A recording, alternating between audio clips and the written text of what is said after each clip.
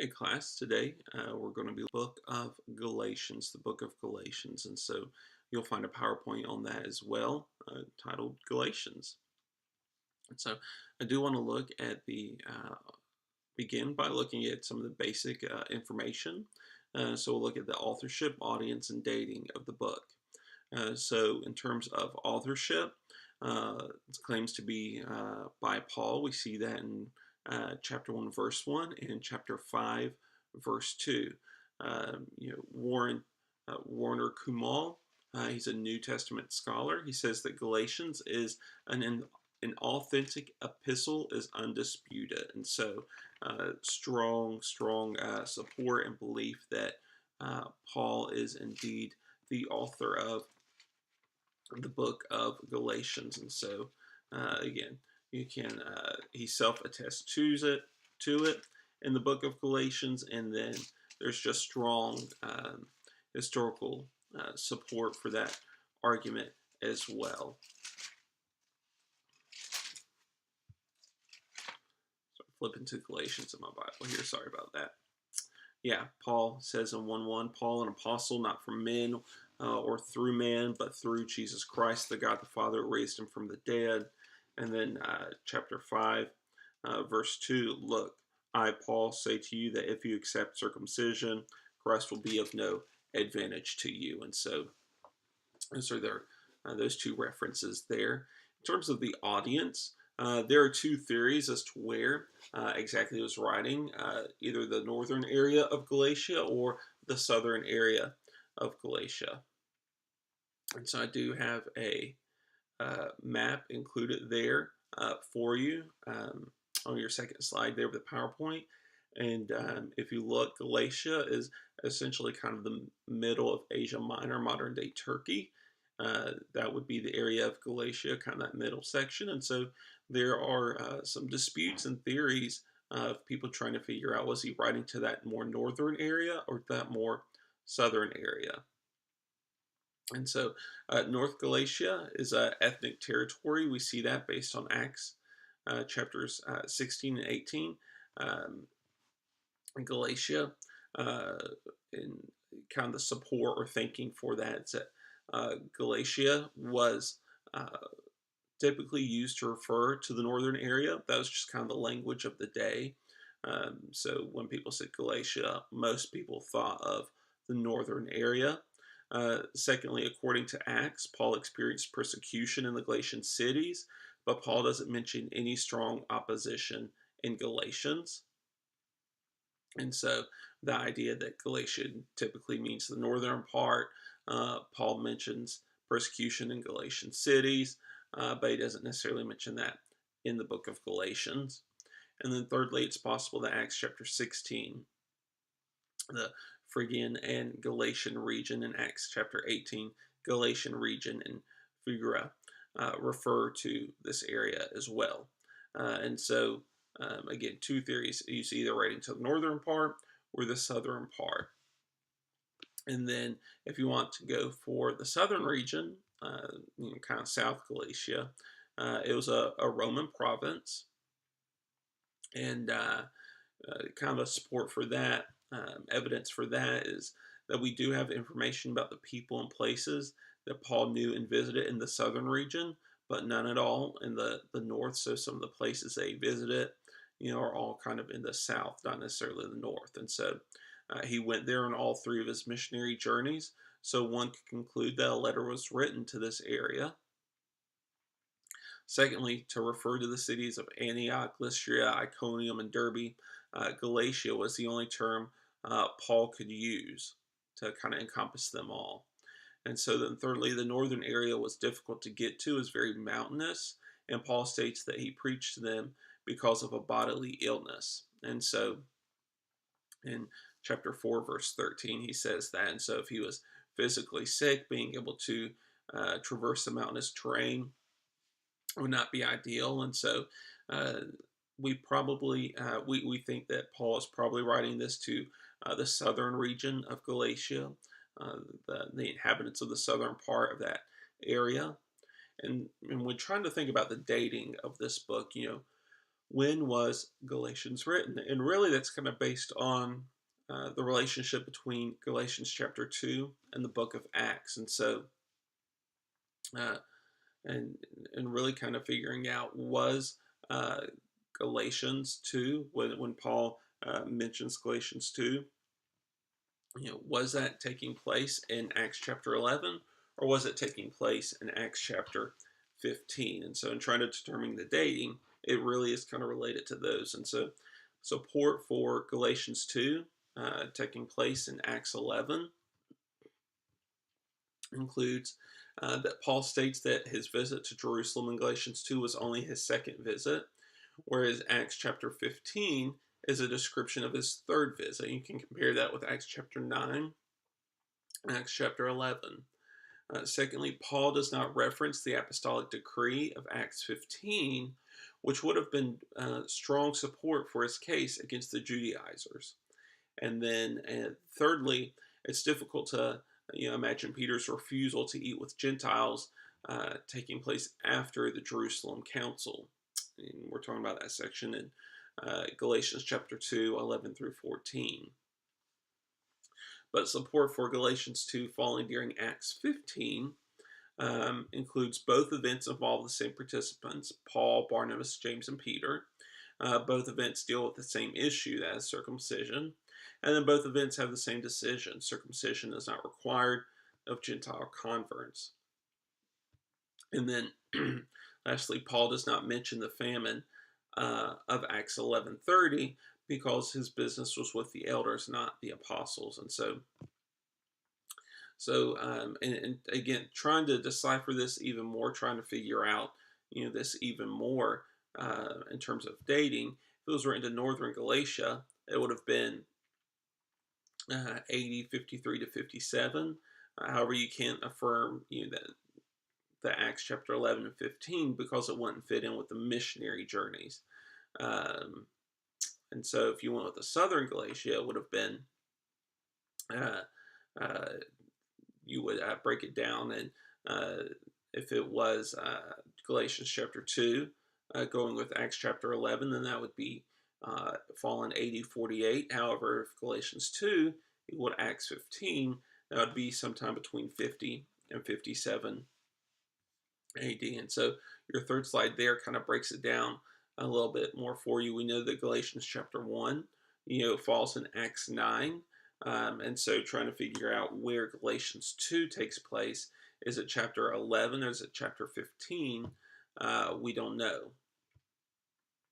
For certain, most scholars say that the southern view is the more broadly accepted view, so it was most likely written in AD 47. It doesn't really affect the interpretation, but I did want to go over that to show that there is a little bit more involved here in trying to determine kind of the dating there and the audience to who it was written to. Again, the purpose and the theme of this book, there's several purposes here, and it focused primarily on false teachings and Paul's kind of response to those false teachings. And so in looking at the false teachers and the teachings addressed here, after the churches were established in Galatia, false teachers infiltrated them. These Jewish Christians taught that all who embraced Christian salvation must also submit to Jewish law. And we see Paul distinguishing the false teachers from the congregation. We see him in Galatians 1:7 saying, not that there is another one, but there are some who trouble you and want to distort you or distort the truth. In chapter 4, verse 17, he says that they make much of you, but for no good purpose. They want to shut you out, that you may make much of them. And then they undermine Paul's authority, perhaps stating he was inferior to the earlier apostles. And so, and so we see what some false teachers have done. They've infiltrated. They've undermined Paul's authority. They've attacked the congregation with false teaching, and so especially regarding the gospel. And so the main issue here the false teachers were espousing was, must a true Christian embrace Jewish law to be saved? And that was the false teaching they were espousing, saying that they have to get circumcised and follow the Jewish law and those kinds of things to have a true salvation. Um, and so we know Paul's response to that. We know that no, they do not. You do not have to be circumcised in order to be a true believer. Uh, Galatians chapter 6, verse 12, it is those who want to make a good showing in the flesh who would force you to be circumcised, and only in order that they may not be persecuted for the cross of Christ. Chapter 4, verse 10, it says that you observe days and months and seasons and years. I'm very afraid I may have labored in vain. Verse 21, tell me, you who desire to be under the law, do you not listen to the law? And in chapter 5, verse 4, he says, you're severed from Christ, you who would be justified by the law, you have fallen away from grace. And so, again, the main issue is, must a true Christian embrace Jewish law? And Paul is arguing that no, you do not. And so those verses there from chapter 6 and 4 and 5 just again highlight kind of what was facing the believers there. And so Paul's response, he does three main things. He defends the gospel, his apostleship, and then justification through faith. And so in defending the gospel, we see him doing that in chapter 1, verses 6 through 9. I am astonished that you so quickly deserting him who called you in the grace of Christ and are turning to a different gospel. Not that there is one, but there are some who trouble you and want to distort the gospel of Christ. But even if we or an angel from heaven should preach to you a gospel contrary to the one who preached to you, let him be accursed, as we have said before. So now I say again, if anyone is preaching to you a gospel contrary to the one you received, let him be accursed. And so he's defending the gospel. He's saying adding something to the gospel is denying it. He also defends his independence as an apostle. And we see he received his apostleship through direct revelation from Jesus, not from any human source.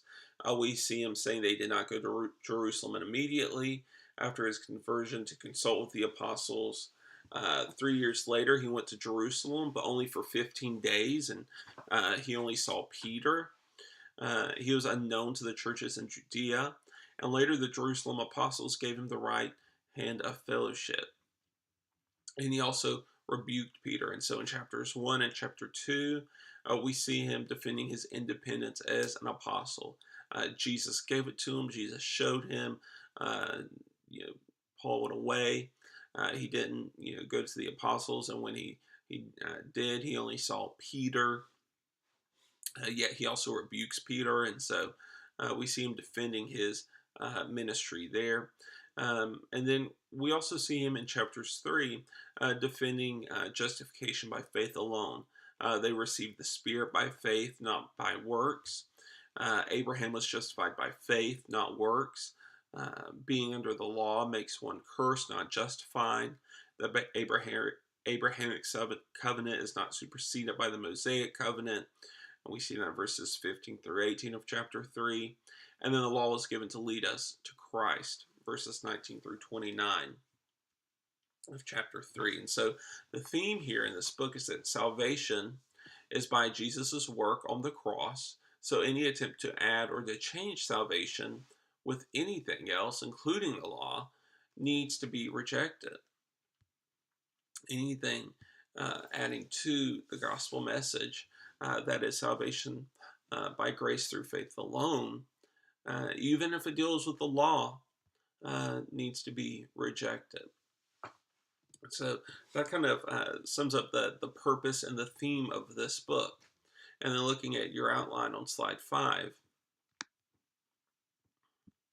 we see provide an outline there. And so we have our introduction in our first 5 verses here, and then in the body, but we see the Galatians deserting the gospel. I already read that passage. And then we see Paul defending his apostleship. Um, again, broke down some of the things that I'd already gone over here. He received his apostleship directly from Jesus. Later, the Jerusalem apostles gave him the right hand of fellowship, chapter 2. And so, again, chapter 1 and 2 primarily focused on the defense of his apostleship. In chapter 3 and 4, defense of justification by faith alone. And so, I'm sorry, that was mainly chapter 3. Chapter 4 is being freed from the law. And that really kind of concludes the book, chapters 4, 5, and 6. So we have sonship in the sonship in Christ in chapter 4, verses 1 through 20. But when the fullness of time had come, God sent forth his son, born to a woman, born under the law, to redeem those who were under the law, so that we might receive adoption as sons. We have the allegory of the bondswoman and the free woman. And then we have the dangerous message of submitting to bondage, submitting to a yoke of slavery once again. And then the expression of freedom in the spirit. The last part of chapter 5 and chapter 6. And then we have our concluding summary. And so it really kind of makes up chapters 4, 5, and 6, this idea that, we are not under the law. We are not slaves. We're not born in bondage, or we are, but Christ sets us free from that. And so that really is the book of Galatians. It's a book that defends Paul's ministry. It's a book that defends the gospel, the purity of the gospel, and talks about the importance of the gospel. It's a book that talks about how you do not need to follow the law to be saved. And if you try to mix the law with salvation, that's still lostness. That needs to be rejected. And so it's a book that talks about, in the freedom of the gospel and salvation, we are saved, we are adopted as children of God. We can call him our Abba Father. We have been given the Spirit. We are free. We are free, and that is good news, that we are free. We are not bound by the law. We are not bound by the law's rules. We are not bound to its condemnation. Anyone who has repented and trusted in Christ, they are free, justified by faith alone. And so in that we rejoice, and that is good news. And so that sums up the book of Galatians. So if you have any questions, please contact me.